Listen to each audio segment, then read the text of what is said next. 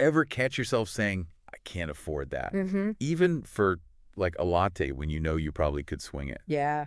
That's your money mindset whispering, or maybe shouting in your ear. Right. Today, we're getting up close and personal with those limiting beliefs about money. And trust me, these beliefs are way more than just about pennies and nickels. Right. We're talking potential roadblocks on your path to financial freedom and everything it represents. Yeah, it's not just about the numbers in your account. Right. It's about the opportunities those numbers can unlock. Exactly. Or keep locked away, depending on your mindset. Think of it like this.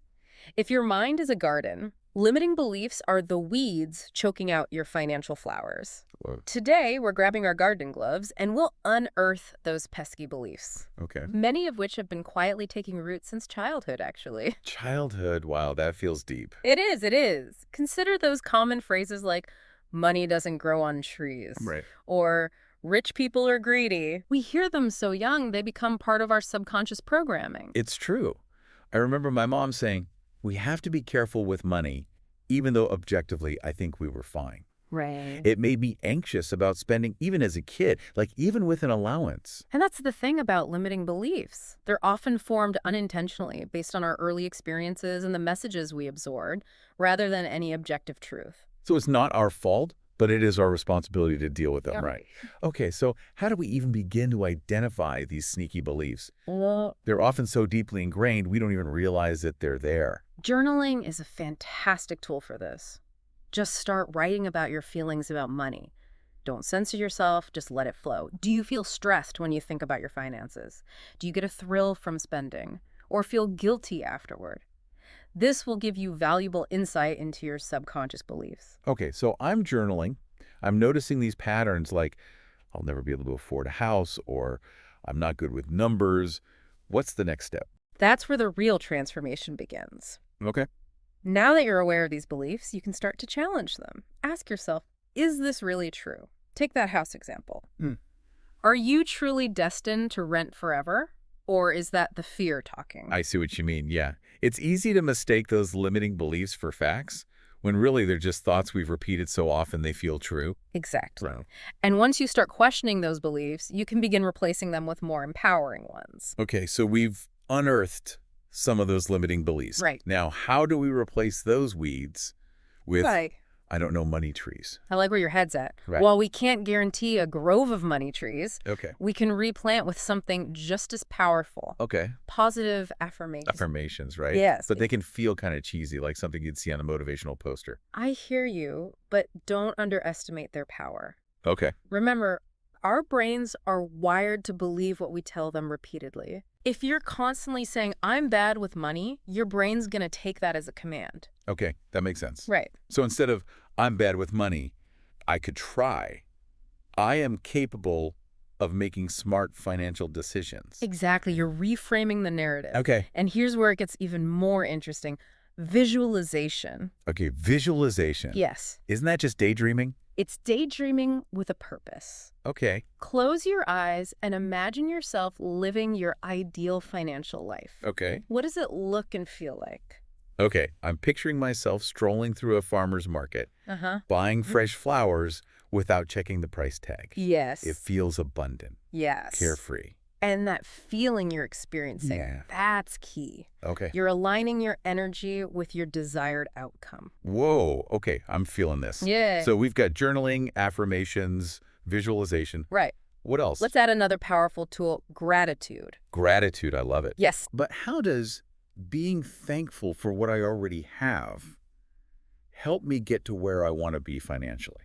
It's about shifting your energy from scarcity to abundance. Okay. When you focus on what you lack, Right. you vibrate at a frequency of lack. Yeah. But when you appreciate what you do have, Right. even if it's a roof over your head and food on the table, Yeah. you're telling the universe you're open to receiving more. So it's about appreciating the journey, even if I'm not at my dream destination yet. Exactly. Okay. Acknowledge and celebrate each financial win, no matter how small. Right. Paid a bill on time. Yeah. That's a win. Right. Save an extra $20 this week. Another win. Right.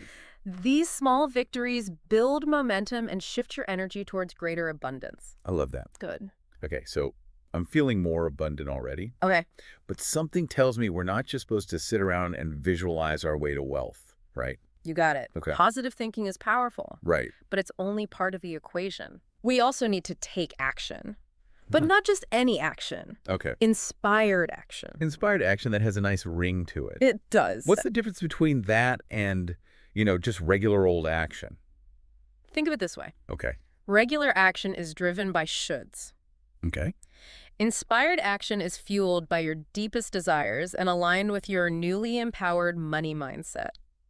So if my limiting belief is I could never start my own business, Right. inspired action would be, Taking that online course you've been eyeing, okay, reaching out to a mentor, right, or even just blocking out time in your schedule to brainstorm business ideas. okay. It's about taking those small aligned steps that move you closer to your goals. It's like you're no longer just wishing for a different financial reality. Right. You're actively creating it. Precisely. Yeah. And here's the best part. Okay. Inspired action often feels effortless, Right.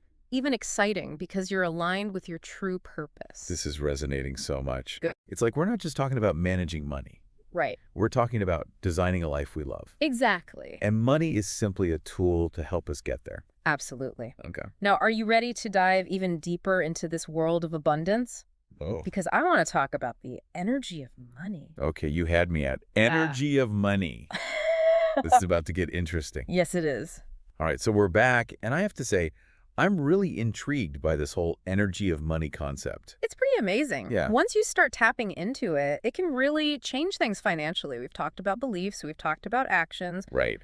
but there's this whole other level, Okay. the energetic level, where a lot of abundance is either attracted or, well, blocked. Okay, so walk me through this. What does it actually mean for money to have energy? Okay, think of it this way. Everything in the universe is energy, right? Right. Vibrating at different frequencies. Money's no different. When we talk about the energy of money, we're talking about the vibration we bring to our financial lives. Okay. Are we approaching money from a place of fear, scarcity, and stress? Or are we approaching it with feelings of joy, gratitude, abundance? Okay, I'm starting to see the connection here. Yeah. So if I'm constantly worried about bills and feeling like I'll never have enough, I'm putting out like this negative money energy. Exactly. And that's not going to attract abundance. Exactly. Your energy and your beliefs, they create your reality. If you're stuck in a scarcity mindset, you're essentially repelling money without even realizing it. It's like trying to attract butterflies with a net instead of flowers. Wow, that's a powerful image. Yeah. So how do we shift that? How do we become those like beautiful, abundant flowers that attract money? Yeah. We touched on some things already like gratitude, right? Gratitude is huge. When you're grateful for the money you have, even if it's not a lot, you shift from a vibration of lack to a vibration of abundance. So it's not just about wishing for more. It's about appreciating what we already have. Yes. And it goes beyond just saying thank you. Yeah. It's about really feeling that gratitude in your heart, embodying that energy of abundance. Okay, so if I find a $5 bill in my pocket, instead of thinking, oh, that's not much, I could reframe it as, wow, I'm so grateful for this unexpected abundance. Exactly. You got it. That's you actively shifting your energy. And here's a bonus tip. Imagine that money multiplying and flowing out into the world, doing good. Right. That amplifies the positive vibration even more. Okay, I'm loving these practical tips. Mm-hmm. So gratitude is key. But are there other ways we can align ourselves with the energy of money? What about that visualization stuff we talked about earlier? Does that tie into this? Absolutely. Visualization is incredibly powerful when it comes to money. When you close your eyes and vividly imagine yourself living your dream financial life, paying bills with ease, traveling the world, donating to your favorite causes, you're essentially sending a powerful message to the universe. You're aligning your energy with that outcome. So I'm not just daydreaming, I'm energetically aligning myself with my financial goal. Precisely. And remember, the universe responds to energy, not just words. Okay. So the more you can embody those feelings of joy, freedom, and abundance during your visualizations, the more powerful they become. This is making so much sense. Yeah. I've definitely noticed that when I approach my finances from a place of stress and overwhelm, it feels like an uphill battle. Yeah. But when I can shift my energy, it feels like things flow more smoothly. Exactly. It's like you become a magnet for financial opportunities and abundance. Okay, this has been eye-opening. So As we wrap up this deep dive into the world of money mindset, what's one final thought you want to leave our listeners with? Remember, your financial reality is a reflection of your inner world. By shifting your beliefs, thoughts, and energy around money, you can create a life of true abundance and financial freedom.